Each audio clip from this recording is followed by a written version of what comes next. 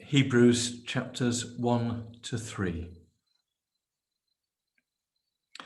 Long ago, God spoke to our ancestors in many and various ways by the prophets. But in these last days, he has spoken to us by a Son, whom he appointed heir of all things, through whom he also created the worlds. He is the reflection of God's glory and the exact imprint of God's very being, and he sustains all things by his powerful word.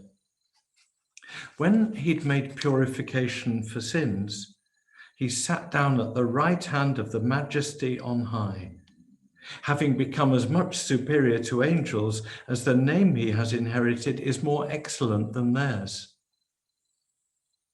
For to which of the angels did God ever say, "You are my son, today I have begotten you"? Or again, "I will be his father and he will be my son"? And again, when he brings the firstborn into the world, he says, "Let all God's angels worship him." Of the angels, he says, "He makes his angels winds and his servants flames of fire."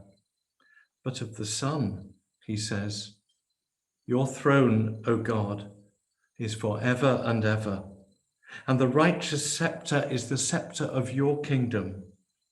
You have loved righteousness and hated wickedness. Therefore God, your God, has anointed you with the oil of gladness beyond your companions.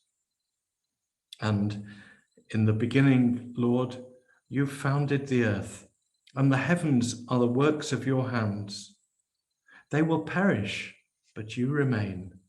They will all wear out like clothing. Like a cloak you will roll them up, and like clothing they will be changed. But you are the same, and your years will never end.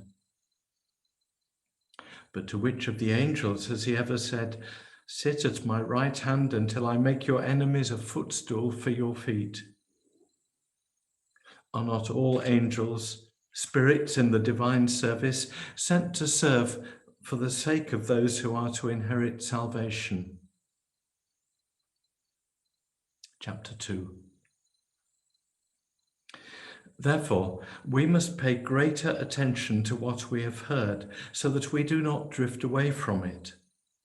For if the message declared through angels was valid, and every transgression or disobedience received a just penalty, how can we escape if we neglect so great a salvation? It was declared at first through the Lord, and it was attested to us by those who heard him, while God added his testimony by signs and wonders and various miracles, and by gifts of the Holy Spirit distributed according to his will. Now, God did not subject the coming world about which we're speaking to angels, but someone has testified somewhere.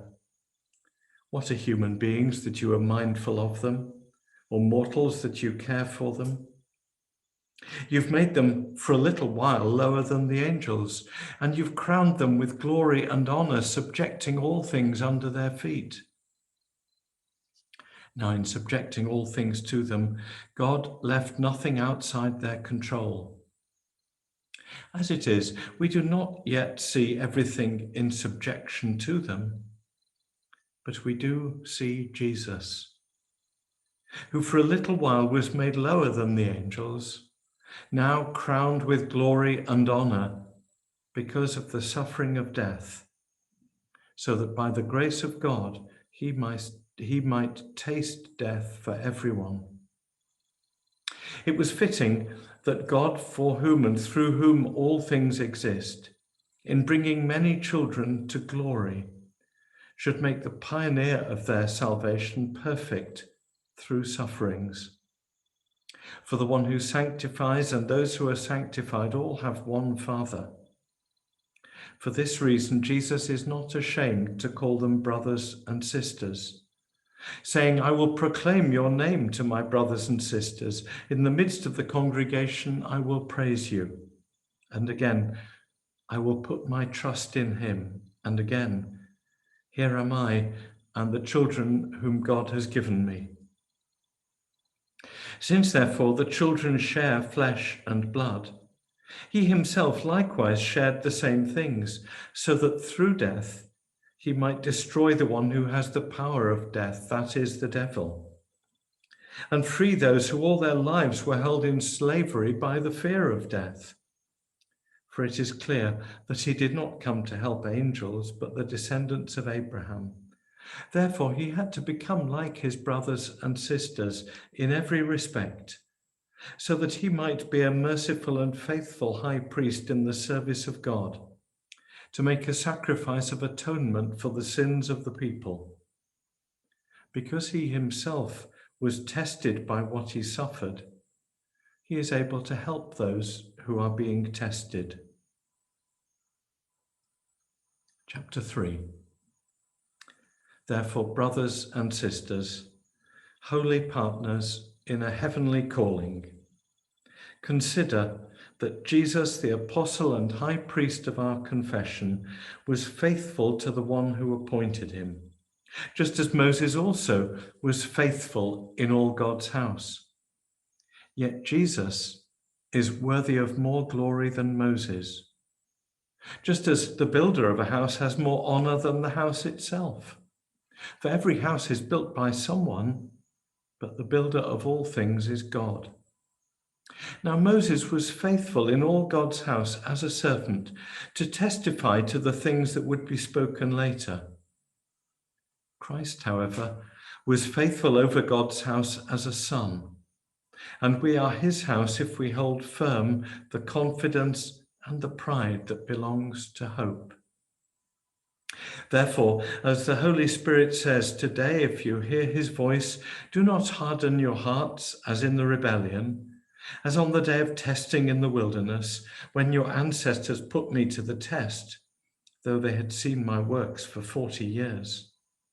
Therefore, I was angry with that generation, and I said, they always go astray in their hearts, and they have not known my ways. And in my anger, I swore, they will not enter my rest.